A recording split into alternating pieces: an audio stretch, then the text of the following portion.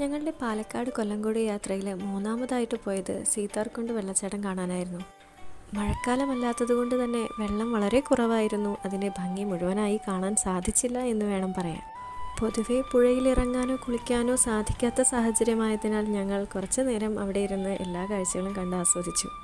സീതാർകുണ്ട് വെള്ളച്ചാട്ടത്തിൻ്റെ എൻട്രൻസിൻ്റെ സൈഡിൽ നല്ലൊരു മാവുംതോപ്പുണ്ടായിരുന്നു. നല്ല രീതിയിൽ ഡെക്കറേറ്റ് ചെയ്ത ഊഞ്ഞാലുകളും മറ്റും ഉണ്ടായിരുന്നു അതിനകത്ത്. ചെറിയ രീതിയിൽ കുടിക്കാനും കഴിക്കാനുമുള്ള സാഹചര്യം അവിടെയും ഒരുക്കിയിട്ടുണ്ട്. ശേഷം ഞങ്ങൾ പോയത് ഹൃദയം സിനിമയിലൂടെ ഫേമസ് ആയ അയ്യപ്പൻ ചേട്ടൻ്റെ ഹോട്ടലിലേക്കായിരുന്നു. 50 രൂപയ്ക്ക് സ്വാദിഷ്ടവും ഗുണനിലവാരവുമുള്ള ഭക്ഷണം ലഭിക്കുന്നൊരിടമായതുകൊണ്ട് തന്നെ നല്ല തിരക്കായിരുന്നു. അന്നേരം ക്യാമറ എടുക്കാൻ സാധിച്ചിരുന്നില്ല. ഈ മാസത്തെ ക്ലൈമറ്റിൻ്റെ സ്പെഷ്യാലിറ്റി കൊണ്ടായിരിക്കാം ഉച്ച മാറുന്നതോടുകൂടി തന്നെ ക്ലൈമറ്റ് നല്ല രീതിയിൽ തണുത്തു വരുന്നുണ്ടായിരുന്നു.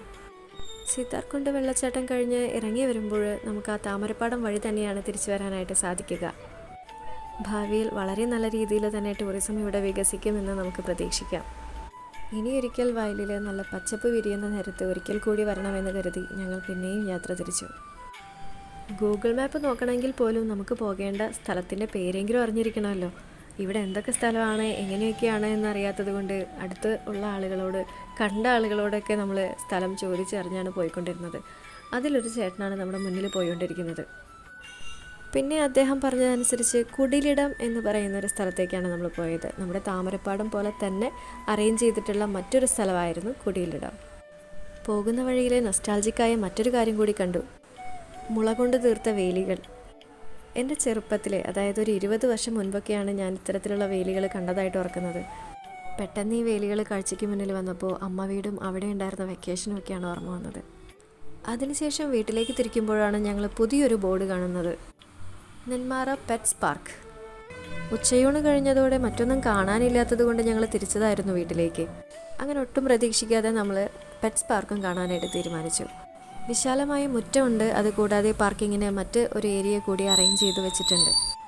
ടിക്കറ്റ് എടുത്തിട്ട് വേണം നമുക്കുള്ളിലേക്ക് പ്രവേശിക്കാനായിട്ട്. ഏകദേശം 150 രൂപയാണ് ഒരാൾക്ക് ടിക്കറ്റ് ഫീസ് വരുന്നത്. ഒരു ചെറിയ സൂ തന്നെയാണ് ഇവിടെ ഒരുക്കിയിട്ടുള്ളത്.